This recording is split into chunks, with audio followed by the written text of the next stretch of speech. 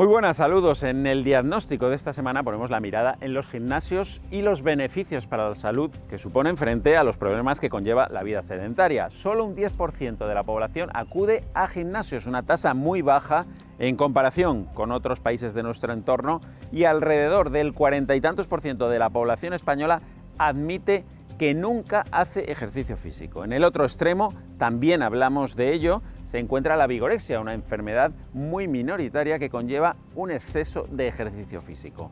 De todo ello hablamos con diferentes expertos, entre ellos nuestro invitado especial, el catedrático de Ciencias del Ejercicio y la Salud de la Universidad Rey Juan Carlos, Alfonso Jiménez. ¿Hasta qué punto los centros deportivos contribuyen a resolver esa brecha del comportamiento sedentario? Hombre, pues contribuyen de manera muy efectiva. Pero la realidad es que solo aquellos individuos altamente interesados asumen el compromiso económico o de tiempo para inscribirse en un centro deportivo, en un gimnasio, ¿no? Vamos en menos de 3 minutos con él, justo el tiempo que dura el repaso por la actualidad de la semana con el que arrancamos diagnóstico.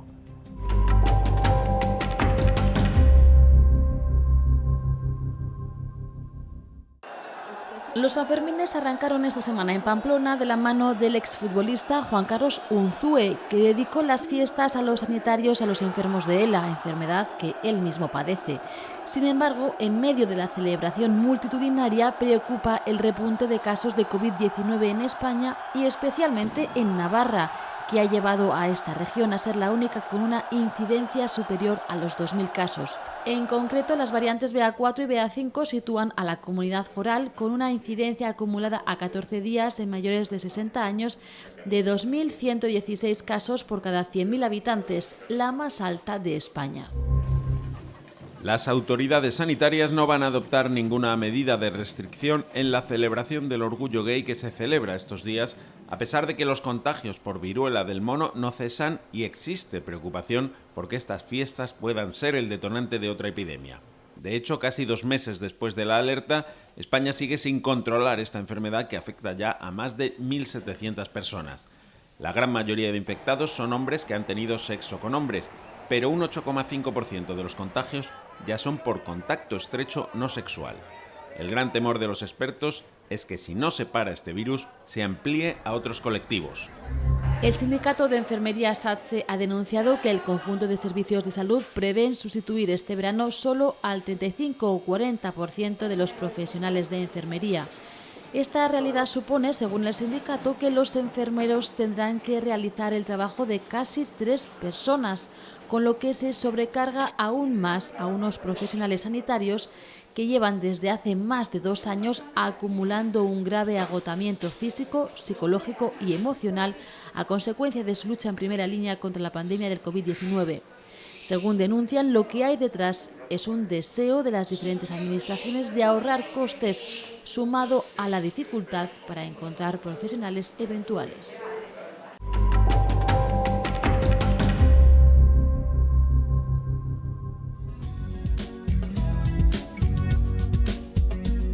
Según la encuesta europea de salud del año 2020, en España menos de un 27% de las personas de 15 y más años realiza actividad física de forma regular en su tiempo libre. De ahí cabe deducir que el resto de la población es sedentaria o al menos no practica deporte ni hace ejercicio habitualmente, con los problemas de salud que ello conlleva. En el lado opuesto están los que practican deporte en exceso, los vigoréxicos, una minoría sin duda, pero que existe y que también sufre consecuencias negativas para su salud. De todo ello hablamos con un hombre que lleva media vida estudiando todo esto. Se trata de Alfonso Jiménez, catedrático de Ciencias del Ejercicio y la Salud de la Universidad Rey Juan Carlos y director de Investigación e Innovación del GoFit Lab. Bueno, yo creo que asistimos a un boom de popularización de los gimnasios, ¿no? Sin embargo, no sé si esto va en paralelo a un menor sedentarismo en España, donde hay un problema importante con este asunto. Sí, mira, Benjamín, es una buena pregunta, porque la realidad es que lo que hay es una percepción de ese boom de los gimnasios, ¿no? O sea, la realidad es que menos del 11% de la población en España está inscrita a un gimnasio, ¿vale? Y si vamos a analizar los datos en el conjunto de Europa, estamos entre el 10 y el 14%, 10 en los países con menos penetración, 14 en más penetración, ¿no? Es decir, que en el conjunto de europeos 64 millones de ellos van al gimnasio regularmente, ¿no? Una población a la que estarían atendiendo unas 65.000 instalaciones deportivas en Europa. Son los datos del último informe de Europe Active publicado hace un mes, ¿no? Claro, ¿qué pasa? Es que somos casi 700 millones de europeos. Entonces, claro, la población que participa regularmente es pequeña. ¿Hasta qué punto los centros deportivos contribuyen a resolver esa brecha del comportamiento sedentario? Hombre, pues contribuyen de manera muy efectiva. Pero la realidad es que solo aquellos individuos altamente interesados asumen el compromiso económico o de tiempo para inscribirse en un centro deportivo, en un gimnasio, ¿no? Claro. ¿Y el gimnasio en ese sentido es la mejor forma de abandonar el sedentarismo? ¿O hay otras que pueden ser más eficaces? ¿Cuál es tu opinión? Bueno, la realidad es que cualquier modo de comportamiento activo es positivo, ¿no? La actividad física de transporte, decidir bajarte 2 paradas antes del metro e ir caminando a tu trabajo todos los días, a la ida y a la vuelta, es una fantástica decisión. Caminar con tu familia los fines de semana es fantástico. Pero los centros deportivos, los gimnasios, reúnen ciertas características que los hacen especialmente eficientes cuando evaluamos esto desde un punto de vista de salud pública, ¿no? Es decir, nosotros queremos conseguir la dosis mínima más eficiente para obtener el mayor efecto. Entonces ahí elementos como el asesoramiento, la supervisión, la inducción a un comportamiento activo nuevo son importantes. Entonces, tanto el asesoramiento profesional como la disponibilidad de recursos físicos, tecnológicos, crean un ecosistema que es muy positivo para acompañar a la persona inactiva, especialmente al inicio, ¿no?, de ese cambio de comportamiento. Y por lo tanto los centros deportivos sí juegan un papel muy importante ahí. Me comentabas que existe una brecha muy importante entre la gente activa y la no activa, y que es difícil conectar con los que no son activos, son sedentarios y no tienen demasiado interés, aparentemente, ¿no?, en convertirse en personas activas. El reto está ahí. El reto no está en conseguir que un individuo activo sea más activo, lo cual es fantástico, y cuanto más activo es el individuo, en general, hasta un nivel que tendría que ser demasiado exigente, todos son elementos positivos. El reto está en cómo conectar con esa población inactiva, ¿no?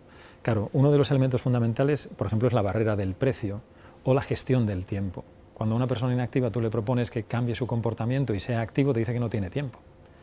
Sin embargo, si tú vas a evaluar cuánto significa en tiempo las recomendaciones oficiales de la OMS para ser físicamente activos, que son 150 minutos a la semana tiene 1020 minutos. ¿Vale? Entonces le estamos pidiendo al individuo un porcentaje muy pequeñito del tiempo semanal, que el individuo está ahora mismo gastando hasta 7 o 10 veces más de ese tiempo solo en ver la televisión o en consultar sus pantallas y sus redes sociales, ¿no? Entonces, claro, conectar con ese comportamiento, con esa población inactiva, es especialmente determinante. Los centros deportivos tienen una responsabilidad para enviar un mensaje muchísimo más claro e inclusivo. Si los centros deportivos tratan de asociarse a una imagen de individuos jóvenes, súper en forma, muy guapos y muy estupendos, lo que están es generando una percepción de alta dificultad para aquellos individuos que no se sienten guapos, que no se sienten jóvenes y que no se sienten muy activos, ¿no?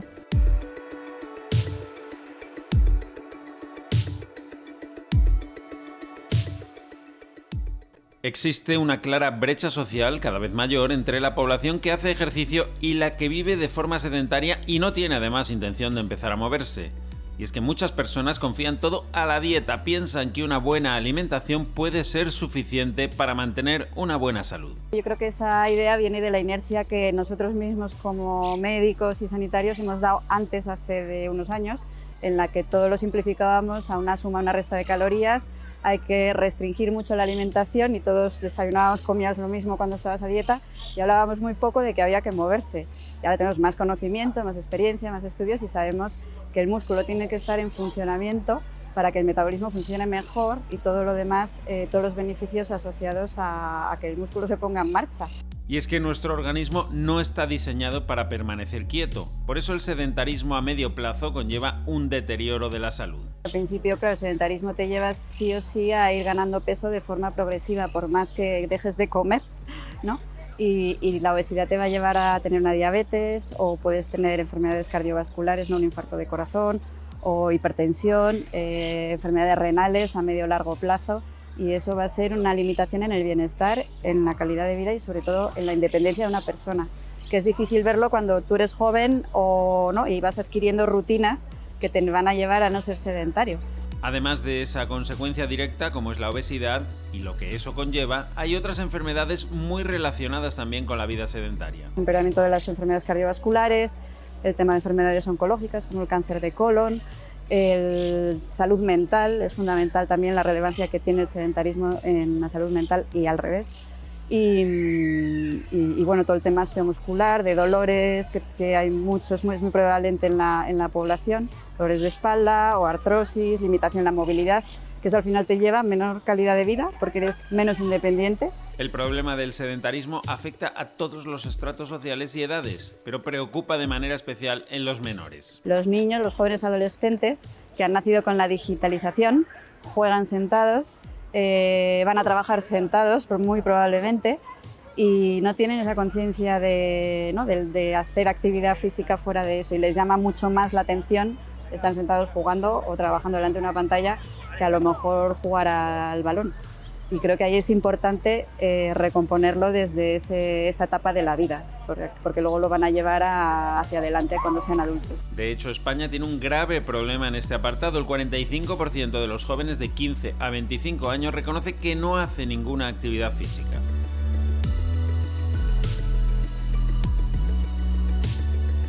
Bueno, en este programa estamos hablando de vigorexia, que es un problema que a veces se asocia en los medios de comunicación, en la imagen que puede tener la gente en la cabeza, a los gimnasios, ¿no? A un exceso de adicción al deporte, del culto al cuerpo. ¿Esto os preocupa en los centros deportivos? ¿Os preocupa que sea así? Sí, por tres razones fundamentales. Fíjate, la primera es porque se da una visión, vamos a llamar así, folclórica de los gimnasios o los centros deportivos, ¿no? Es decir, que de alguna manera se normaliza lo que es extraordinariamente anormal, ¿no? Es decir, el individuo que tiene una dependencia, en este caso en el ejercicio, bien porque quiera perder mucho peso o bien porque quiera aumentar, por ejemplo, su masa muscular, que es esa dismorfia muscular de la que tú hablabas, es un elemento casi anecdótico, ¿no? Que tiene una presencia muy limitada, pero es muy visible, ¿no? Entonces, claro, a nosotros nos preocupa que se asocie un gimnasio con un lugar donde esos individuos son estimulados, apoyados y reforzados, ¿no? El segundo elemento que es crítico es que, claro, el individuo ahí presenta un trastorno de comportamiento que va a ser peligroso para su salud, tanto su salud mental como su salud física, tanto a corto como a medio, como especialmente a largo plazo, ¿no?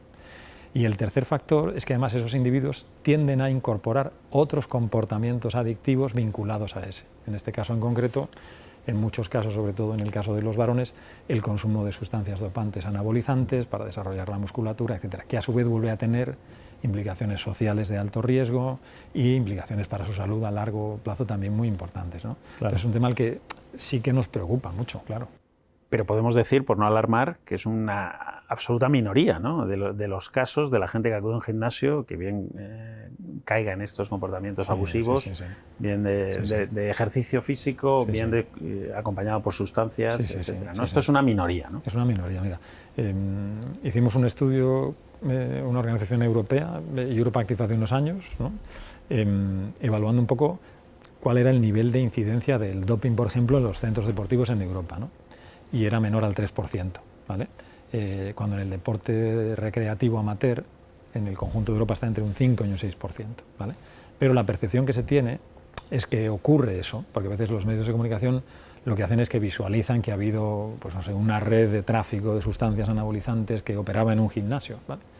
Entonces, claro, para nosotros es importante que quede bien claro que es un comportamiento absolutamente extraordinario, con una incidencia mínima y donde además el contexto profesional y la industria están muy sensibles a identificar esos individuos, ¿no? Haciendo fundamentalmente dos acciones. Una primera importante de supervisión e identificación de posibles riesgos, y otra más relevante todavía, que es educar al individuo desde el inicio en dónde está el valor del ejercicio, pero también del descanso, ¿no?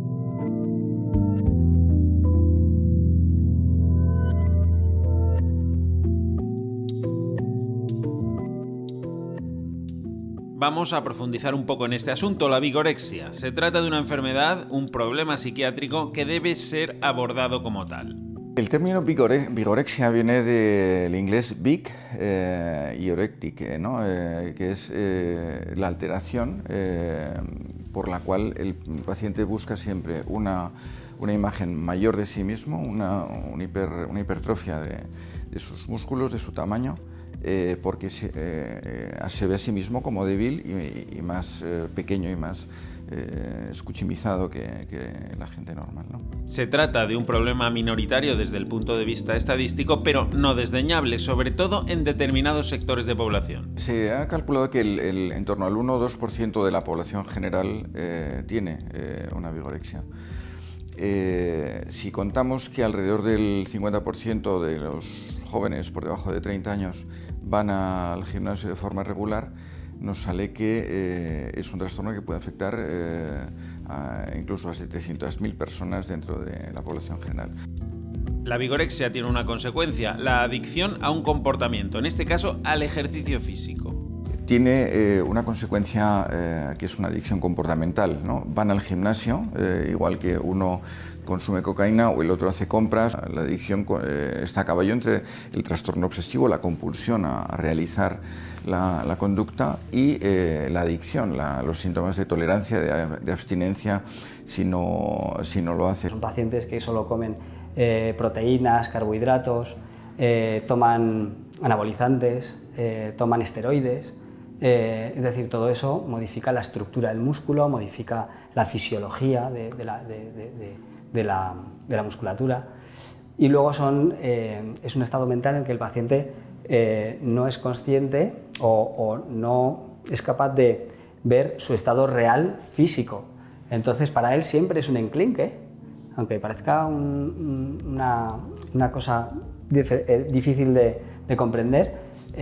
Siempre piensa que está delgado, que está debilucho, y por eso no para de entrenar.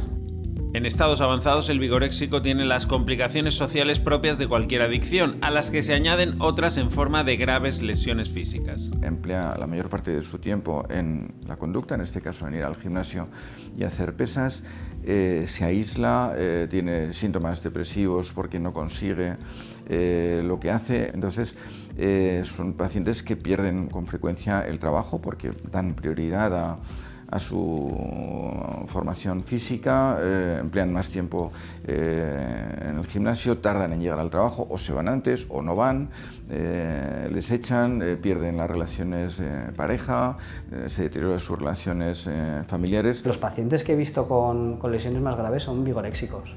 Y ahí encontramos roturas musculares de pectorales, de isquiotibiales, roturas completas musculares, desinserciones tendinosas, roturas tendinosas.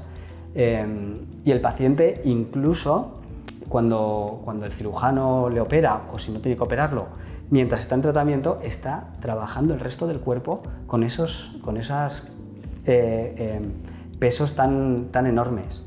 En definitiva, la vigorexia conlleva problemas sociales, problemas psíquicos y problemas de salud inherentes casi a cualquier adicción.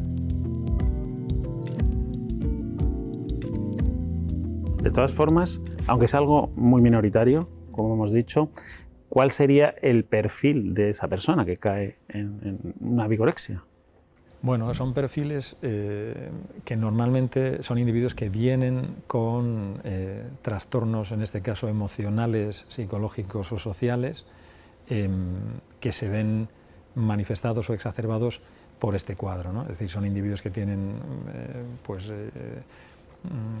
trastornos muy similares, en este caso, por ejemplo, a los trastornos alimentarios como pueda ser la anorexia, ¿no? Es decir, hay un alto nivel de baja confianza en sí mismo, hay una enorme dependencia emocional o social de determinadas circunstancias, el individuo no se ve bien en su cuerpo, ese factor de dismorfia es muy determinante, especialmente en los varones, esa necesidad de perder mucho peso en las mujeres, ¿no? Entonces son individuos que normalmente llegan con un cuadro de trastorno psicológico para el cual, ojo, los profesionales del ejercicio nunca van a estar preparados ni para diagnosticar ni para tratar, ¿vale? Lo único que pueden hacer es identificar que ese riesgo existe, ¿vale? Y educar a los individuos sobre cuáles serían los comportamientos de salud relevantes en este caso, ¿no? Pero está claro que tiene que ver con un trastorno del comportamiento del individuo, donde se lleva al extremo esa práctica regular de ejercicio que se convierte en elemento fundamental de organización de su tiempo.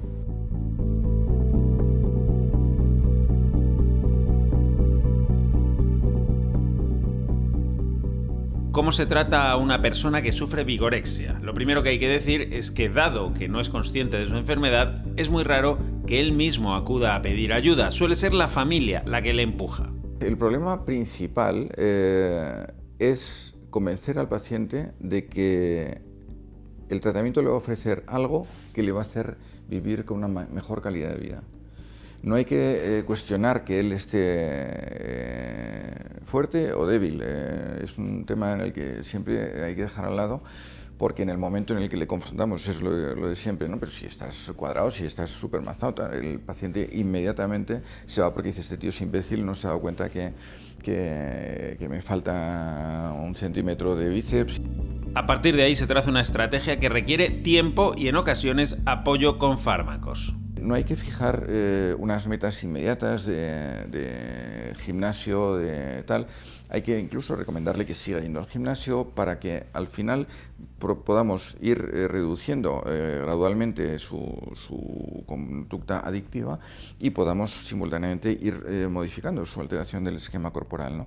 Lo conseguimos con psicoterapia cognitivo-conductual y lo conseguimos con fármacos, sobre todo inhibidores de la recaptación de serotonina, sobre todo sertralina, que lo que hace es disminuir la rumiación obsesiva, la rigidez de pensamiento en torno a la idea de la alteración de la forma corporal. Al cabo de unos meses, ese paciente puede tener controlada la enfermedad y reconducir su vida.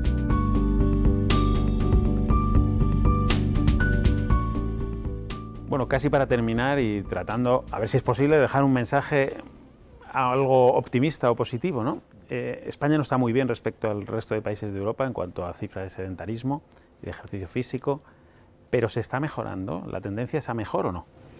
La realidad es que los datos fríos dicen que la tendencia no va a mejor. Pero sí hay un elemento muy positivo, que es la visibilización de aquellos individuos activos, ¿no? La percepción de que socialmente es positivo y es un valor en alza el que un individuo sea activo, especialmente aquel que es capaz de pasar de una vida inactiva a una activa.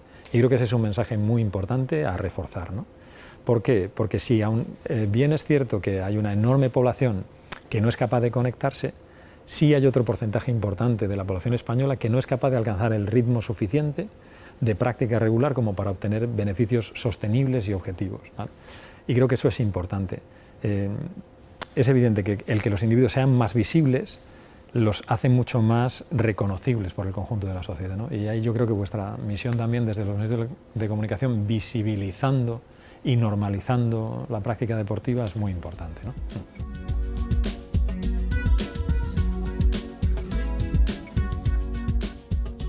Y es que hoy día no hay alternativa real a hacer ejercicio. Si queremos mantener una buena salud, hay que mantenerse activo. Lo contrario, el sedentarismo es sinónimo de enfermedad y deterioro de la calidad de vida.